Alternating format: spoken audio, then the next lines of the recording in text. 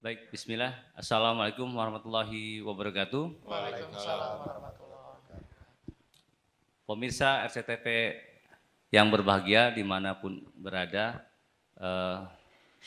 selamat datang dan selamat bergabung kembali dalam program Talk Show BDR, Belajar dari Rumah, kerjasama Dinas Pendidikan Kota Cirebon dan RCTV Langka Padane.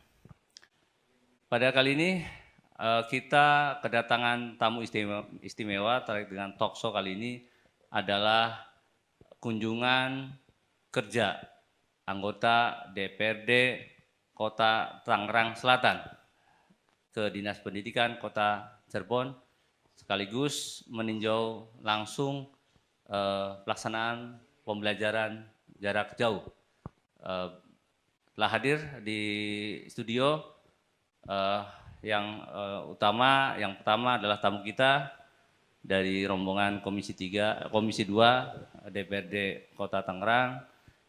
Selamat datang Pak Toda bersama rombongan, sehat-sehat ya Pak ya. Alhamdulillah.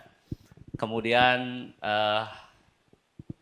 narasumber berikutnya yang sama-sama kita hormati adalah Pak Kadis, Kepala Dinas Pendidikan Kota Cirebon, Pak Irawan Wahyono. Selamat sehat selalu Pak Wahyono. Ya. Sehat. Berikutnya adalah ini yang tuan rumah ini. Pak Yanto S. Utomo, CEO Radar Cirebon. Selamat siang Pak. Selamat siang. Ya, sehat selalu Pak ya. Alhamdulillah sehat. Kali ini kita akan berbincang terkait dengan kunjungan kerja anggota DPR Kota Tangerang Selatan tentang PJJ. Ya, kalau kita kasih temanya PJJ antara Kota Cirebon dan Kota Tangerang, gitu ya, Tangerang Selatan. Kita akan berbincang dulu nih dengan Pak Mahtoda ini ya, terkait dengan kunjungan kerjanya Pak di Kota Cirebon. Boleh kita cerita atau boleh tahu apa sih yang melatar belakangi kemudian dari DPRD Tangsel ini berkunjung ke Kota Cirebon, Pak? Bisa di ini kan? Baik, terima kasih. Assalamualaikum warahmatullahi wabarakatuh. Pak Kepala Dinas Pendidikan Kota Cirebon, juga tuan rumah Direktur Radar Cirebon TV, dan juga pemirsa RCTV Cirebon yang berbahagia. Terima kasih ini saya bisa diterima oleh Pak Kadis dan Pak Direktur. Saya bisa meninjau langsung, menyaksikan langsung tadi, dan juga sudah diterima di ruang terpisah oleh Pak Kadis. Sudah juga disampaikan dan diceritakan ternyata apa yang saya duga benar adanya.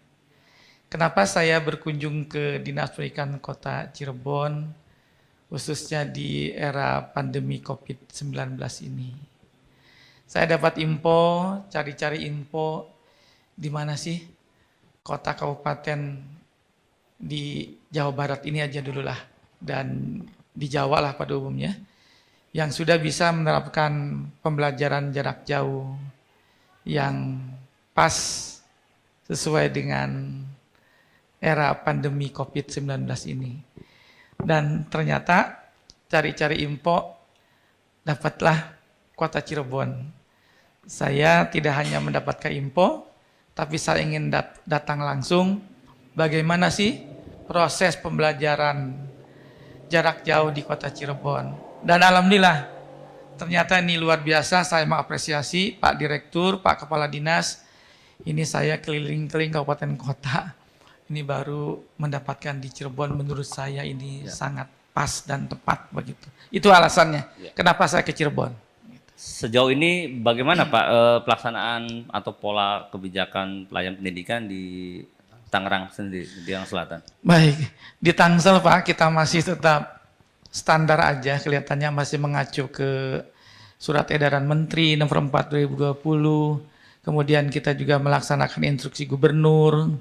Karena di Banten itu ada 8 kabupaten kota dan 3 maaf, 2 kota 1 kabupaten sejak ada COVID ini, itu yang kita nyebutnya Tangerang Raya. Kabupaten Tangerang, Kota Tangerang, dan Tangerang Selatan. Sementara kabupaten kota lainnya tidak begitu penyebaran COVID-nya. Tapi akhir-akhir ini tidak hanya Tangerang Raya, 7 kabupaten kota, semua zonanya hampir semuanya merah. Artinya di sana juga pelaksanaan untuk pembelajaran sekolah juga PJJ Pak ya? Dengan pola-pola. PJJ, hanya agak beda dengan di Cirebon, ini inovasinya luar biasa. Saya ini kayaknya mesti nyontoh ini, sengaja studi banding ke sini nyontoh yang baik kan, boleh dicontoh ya Pak Kadis ya, kira-kira begitu. Di sana kita masih belajar jarak jauh dengan pakai daring, online, guru belajar dari rumah, siswa di rumah, begitu. Kita masih seperti itu. Itu Pak, sementara. Oke, terima kasih. Saya mau beralih ke Pak Kadisdik Kota Cirebon nih, Pak Haji Irawan. Apa sih Pak Kadis yang melatar belakangi Dinas Pendidikan Kota Cirebon ini kemudian melakukan pembelajarannya pembelajaran jarak jauhnya itu melalui stasiun televisi RCTV gitu ya. Barangkali bisa cerita ini historisnya tuh. Ya, pembelajaran jarak jauh di Kota Cirebon melalui TV lokal itu RCTV Langga Padane, memang kami sudah mengetahui bakal orang tua siswa ini repot sama kuota ya. Tapi melalui TV lokal ini sebenarnya orang tua siswa di Kota Cirebon enggak terlalu repot mikiri kuota ya gitu. Karena yang dikembangkan sebelum itu bukan berarti kita yang mengembangkan, mereka lah, berarti dari situ kan banyak penawaran tapi lari-larinya ke kota lagi gitu kan. Sampai-sampai Pak Menteri juga sibuk bagi-bagi kuota. Nah kalau di kita ya tidak terlalu sibuk membagi kuota. Anak-anak mengikuti dan artinya bukan berarti tidak ada hal lagi, tapi ada hal lagi ya, seperti mengerjakan jurnal dan sebagainya. Dan ini alhamdulillah Pak ini di Pak Kadis dulu. Jadi seguru seilmu. Iya, masih saudara. Ya. Artinya kita tidak memperhatikan namanya Mas learning ya pasti belajar tuntas ada.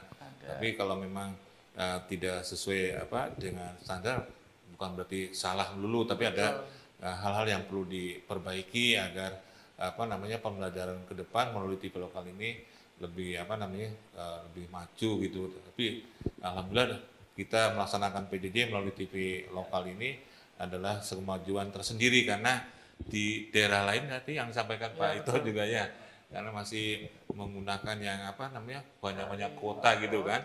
Nah kalau kita tidak, tinggal nanti saya percaya dan yakin kepada Bapak Ibu Guru penuh dengan kreasi dan inovasi, sehingga kemasan PJJ ini tiap hari, tiap minggu, tiap bulan ini mungkin banyak kemajuan gitu kan. Kalau secara teknis Pak Kadis, barangkali bisa memberikan gambaran, itu kan ada dalam proses pembelajaran itu ada perencanaan, pelaksanaan, dan evaluasi. Nah ini kan setelah PJJ nih, itu seperti apa polanya, evaluasinya, atau mungkin ada tesnya atau apa, barangkali itu kan bisa. Iya. Ya karena yang menggarapnya itu Bapak Ibu Guru ya, tentu standar perencanaan pembelajaran ditempuh ya. Dari penyusunan program tahunan, program semester, program evaluasi, kemudian rencana pembelajaran, kemudian jadwal, kemudian penyusunan jadwal guru model, kemudian pelaksanaan pembelajaran guru model. Nah, kemudian nanti ada tugas terstruktur, ada penilaian yang lainnya, diantaranya ada jurnal itu kan. Ya. Nah, yang ada PTS yang penilaian tengah semester ditempuh. Nanti ada penilaian akhir semester ya. Ditempuh. Semuanya online tuh ya. Iya, jadi kita ya melihatnya dengan frame kacamata yang saat pandemi gitu kan. Ya. Jangan sampai kita menilai PJJ ini dengan kacamata yang sudah seperti normal gitu kan. Ya. Nah, nanti enggak itu. Tapi ini kalau kita menghayati dengan masa pandemi ini ya memang PJJ dengan berbagai instrumennya diantara penilaian-penilaian ini adalah sesuatu hal yang progres gitu, yang maju gitu kan. Oke, terima kasih. Saya ingin bertanya kepada Pak Yanto nih, si Orada Cirebon. Apa Pak yang kemudian menjalin kerjasama yang melatar belakangi ya dari motivasi dari Radar Cirebon membangun kerjasama kemitraan dengan Dinas Pendidikan dalam pelaksanakan PJJ. Ini kan luar biasa kan PJJ ini pokoknya waktu itu di booking semua sama Disdik lah dari pagi sampai sore gitu ya. Barangkali bisa cerita Pak sejarahnya seperti apa itu. Oke, makasih. Yang pertama ketika PSBB diberlakukan di Kota Cirebon, kita langsung rapat waktu itu, kita putuskan untuk macam-macam keputusannya. Ada yang untuk COVID ini macam-macam, ada yang beli masker, ini macam-macam. Nah, kita sudahlah, rasanya kita punya potensi yang lebih besar daripada sekedar membeli masker. Nah, akhirnya kita putuskan untuk membuat waktu itu belajar di rumah. Dan waktu itu masih kerjasama dengan, karena kita tidak ada persiapan apapun, yang siap itu adalah lembaga pendidikan, lembaga bimbel. Nah akhirnya ini, tapi setelah berjalan beberapa waktu, disambut baik oleh Kepala Dinas Pendidikan Kota Cirebon, sehingga berlangsung sampai hari ini. Dan memang akhirnya yang memang ini potensi yang paling besar, karena pertama anak bisa belajar tanpa harus membeli kuota. Artinya ini biaya murah sekali, efisien. Yang kedua, bagi yang punya uang masih bisa menonton tidak lewat terestrial, karena bisa nonton lewat channel parabola. Dan yang punya kuota bisa nonton pakai handphone, karena ada di situ. Yang telat nonton bisa nonton di YouTube, karena kita upload di YouTube. Jadi guru-guru ini semuanya ini. Nah, memang waktu itu terkendala dengan apakah kita siap. Ternyata setelah kita paksakan, guru-guru hebat. 1000 guru model itu luar biasa hebatnya di Kota Cirebon. Dan itu tidak ada pelajarannya, Pak. Jadi langsung jadi ini. Jadi sekarang Radar Cirebon keunggulannya, selain setiap hari nyaris ditonton oleh 50.000 anak siswa, juga kita punya penyiar itu 1000 orang baru ini. Jadi, dan luar biasa, ya memang sih macam-macam. Kalau nanti suatu ketika lihat YouTube-nya, itu ada komennya macam-macam. Dikomenin ada yang salut, bla bla bla bla, ada yang ada yang komen ya pro kontra lah. Tapi ada juga yang hanya sekedar ini, wah gurunya cantik, gurunya ganteng sampai begitu. Jadi ini memang sesuatu yang ini. Nah, inilah yang akhirnya kita jadikan salah satu keunggulan kita di saat COVID. Karena COVID ini memang nggak bisa dilawan. Memang Pak Kadis, anggota Pak Dewan, jadi tidak bisa melawan dengan tatap muka. Itu yang memang nggak bisa dilawan. Tapi persoalannya sekarang kita tatap muka itu kan kemanusiaan. Lebih mahal kemanusiaan. Dan inilah salah satu yang menurut saya yang paling terbaik. Beberapa dinas kebetulan terestrial kita itu kan yang bisa dilihat adalah paling hampir 100% itu Cirebon, Kota, Kabupaten, Indramayu, dan Brebes. Mereka juga meminta waktu, tapi sudah di-booking oleh Pak Kadis. Itu tahan dulu Pak, nanti kita akan lanjut ke sesi bukan. Baik pemirsa, RCTP Langkah Padanya dimanapun berada, menarik kita dalam perbincangan kali ini. Kita akan kembali lagi setelah jeda berikut ini.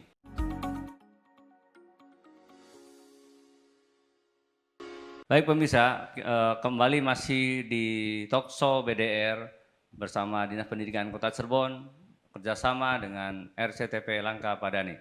Kita kembali melanjutkan obrolan kita dengan tamu kita dari rombongan DPRD Komisi 2 Kota Tangerang Selatan. Kita akan bertanya kembali nih kepada Pak Dewan nih. Beliau ini ternyata 8 tahun ya menjadi Kepala Dinas Pendidikan di Tangerang juga, Tangerang Selatan juga. Berarti akan tahu luar dalamnya gitu ya. Dulu jadi eksekutif, sekarang jadi legislatif gitu ya. Nggak tahu nanti jadi yudikatif nggak tuh. Nah, sejauh ini ke depan apa Pak Dewan terkait dengan kebijakan di sana? Apakah sudah ada rancangan terkait dengan misalnya pelaksanaan pembelajaran di new normal atau AKB itu ada nggak sudah disiapkan kebijakan-kebijakan itu ke depan di Tangerang Selatan? Baik, di Tangerang Selatan, karena kami juga suka panggil kepala dinasnya begitu. Cuma kelebihannya Pak Kadis, saya nggak bisa dibohongin sama kepala dinas saya. Udah tahu dapurnya gitu Udah ya? tahu dapurnya. Pak, setelah kami berkunjung ke sini, ya walau-walau mungkin menurut saya tidak terlambat. Kelihatannya ke depan juga Tangerang Selatan harus menyiapkan seperti ini. Kenapa?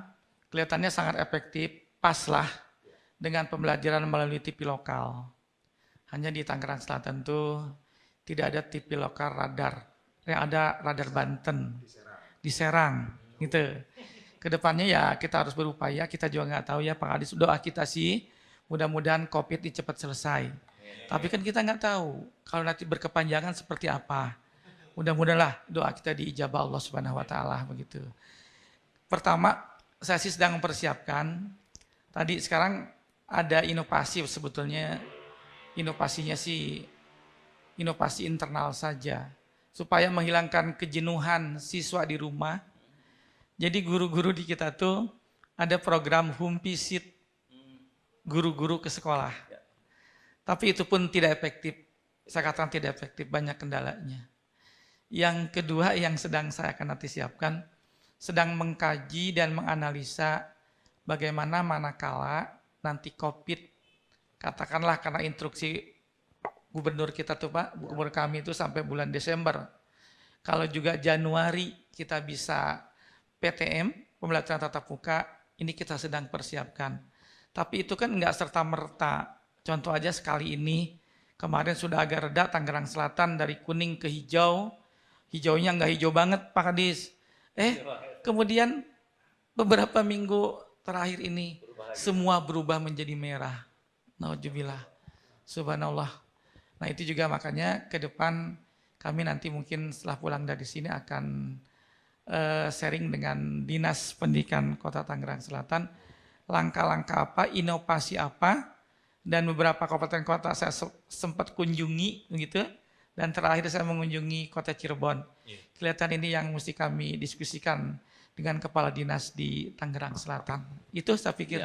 Ada nggak selama ini yang dicermati oleh Dewan kendala pelaksanaan PJJ di sana? Kan konon kan dari pemerintah pusat sendiri kan ada bantuan kuota internet ya.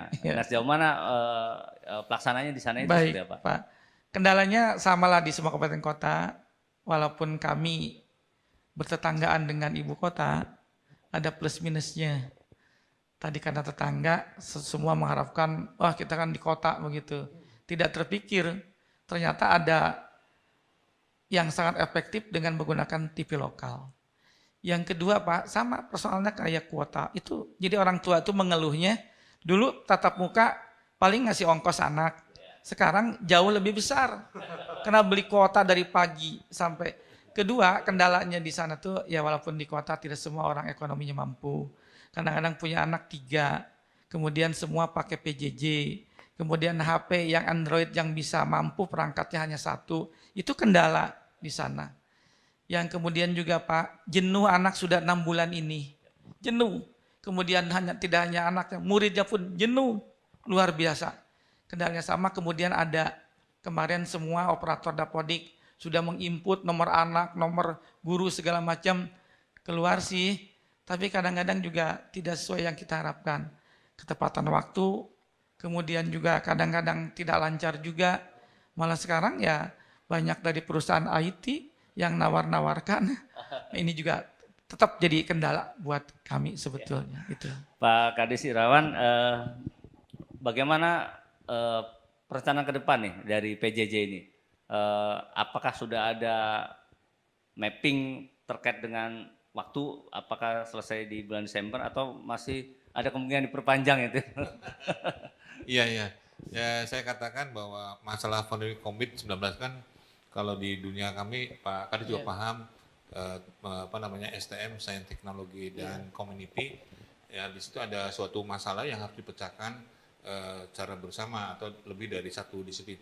Nah, artinya ketika ada pandemik, nah kemudian bagaimana pembelajaran ya yang masalah klinis dulu gitu. Iya, kita dalam posisi menyiapkan generasi emas. Iya. Tapi sisi klinisnya kan mereka yang punya gitu, yang memahami gitu kan. Ketika udah oke, bagus, ya kita jalan. Iya. Ketika otoritas kesehatan, dinas kesehatan, Pak Wali, kemudian satuan tugas masih menyatakan situasi tidak aman, ya tetap belajar dari rumah. Gitulah, artinya keterkaitan pandemi COVID ini dengan berbagai institusi rumah atau berbagai instansi gitu kan. Itu yang kedepannya ya tergantung nanti ya itu perkembangan dari COVID sendiri. Oke. Ya tadi Pak Kadis juga mendoakan, saya juga sama mendoakan cepat berlalu. Ya. Betul Pak. Badai pasti berlalu ya. Jadi saya senang ada saudara saya datang dari Tangerang, segurusi ilmu. Ya karena saya sampaikan tadi juga waktu mengantar hubungan kebatinan antara Kota Cirebon dengan Tangerang itu terlalu dekat. Contohnya Bupati Pasubirin orang Cirebon, Bupati Tangerang yang Wali Kota Tangerang Pak Jakaria gitu ya. Cirebon. Betul juga di Cirebon ada yang dari Tangerang gitulah maksudnya. Jadi jalinan hubungan kebatinan yang begitu harmonis sudah terjalin. Ya, ke Pak CEO nih, Pak Yanto, barangkali punya pandangan Pak terkait dengan pelaksanaan pendidikan ya di Kota Cirebon khususnya atau mungkin secara nasional ya. Barangkali punya masukan harus seperti apa itu loh dalam situasi kayak gini pembelajaran itu. Bapak sebagai basicnya juga punya pendidikan gitu ya, barangkali juga punya ini pandangan. Ya, Pak. Yang pertama memang tidak ada yang lawan kalau namanya tatap muka. Betul. Itu sudah nomor satu lah. Kalau tatap muka sudah berlangsung, boleh berlangsung, saya kira selesai persoalan. Karena kalau COVID sudah mereda, tatap muka sudah diperbolehkan, saya kira persoalan kita sudah anulah. Tinggal meningkatkan mutu saja. Tapi sudah selesai persoalannya. Tapi ketika sampai bulan anggap saja Desember nanti belum selesai, ya mungkin kita juga harus berpikir ulang seperti apa kemasan yang paling baik. Memang belum ada yang paling bisa baik. Saya selalu sampaikan ternyata kita ini gagap teknologi. Walaupun kita ini jagoan di ini, ketika musibah terjadi, ternyata ada yang sangat terganggu pendidikan. Jadi ini, dan pendidikan nggak bisa dihentikan. Nah, makanya saya selalu memuji teman-teman Kota Cirebon. Selalu saya puji begini Pak, teman-teman guru ini bisa memeras kurikulum. Betul. Secara nasional aja nggak pernah bisa diperas oleh ini. Ini tadi yang disampaikan di ruang sebelah, itu kan bagaimana mereka memeras kurikulum. Yang kedua bisa mencari guru model dengan begitu cepat. Tampil di depan kamera, kita aja grogi Pak. Ya kan? Mungkin orang lain ini Yang ketiga, saya kira ini juga penting untuk semua, pasti persoalan biaya. Nah, kalau ke depan sih menurut saya kita berdoalah supaya COVID jika seandainya memang ini nggak akan selesai, tapi kalau obat sudah anti COVID-nya sudah ditemukan, saya kira bolehlah. Dan mungkin kita berharap pendidikan yang dahulukan. Jangan juga lupa ini ekonomi harus begini. Lupa pendidikan kalau nggak didahulukan repot semua. Nah sekarang Pak, ketika COVID ini Pak, orang begitu menghargai sekali fungsi guru. Karena ternyata 6 bulan jadi di rumah itu, sewot orang-orang tua itu meningkat tajam dan tensinya naik. Padahal Pak dulu kan ada guru dikriminalkan, mungkin dicuekin. Nah, kalau dicuekin udah biasa lah Pak. Yang dikriminalkan udah biasa. Nah sekarang Pak baru ketahuan bahwa ternyata guru itu sangat dibutuhkan ketika begini. Ada empati nanti ya. Ada empati sekali. Sekarang malah, makanya saya bilang memang guru juga manusia, tapi tidak selalu kemudian menjadi bulan-bulanan ketika masih saat normal. Kalau kita begini repot sendiri. Mereka semua daerah itu sekarang agak memaksakan pengen tatap muka. Kuningan kemarin memaksakan tatap muka, sekarang berhenti lagi Pak. Jadi mudah-mudahan kita berharap yang pertama pasti kita obat Pak. Anti COVID ketemu dulu, karena kalau virus ini agak sulit dihentikan. Ya saya kira begitu, saya kira itu Pak. Baik pemirsa, waktu juga yang membatasi kita untuk dalam obrolan yang menarik ini. Tetapi satu hal yang kita semua berharap dan berdoa, semoga virus corona ini akan cepat berakhir sehingga tatap muka akan bisa dilaksanakan. Seapapun canggihnya teknologi, PJJ tetap aja akan lebih efektif dalam pembelajaran tatap muka. Seperti itu. Demikian, saya Denny Rohman, mohon maaf bila ada yang kurang berkenan. Terima kasih semua narasumber, Pak Deman. Salam buat warga Tangerang Selatan. Terima kasih Pak CEO Radio Cirebon, Pak Yanto, dan terima kasih Pak Kadis, Pak Irawan. Sampai jumpa lagi pemirsa di talkshow mendatang. Assalamualaikum warahmatullahi wabarakatuh.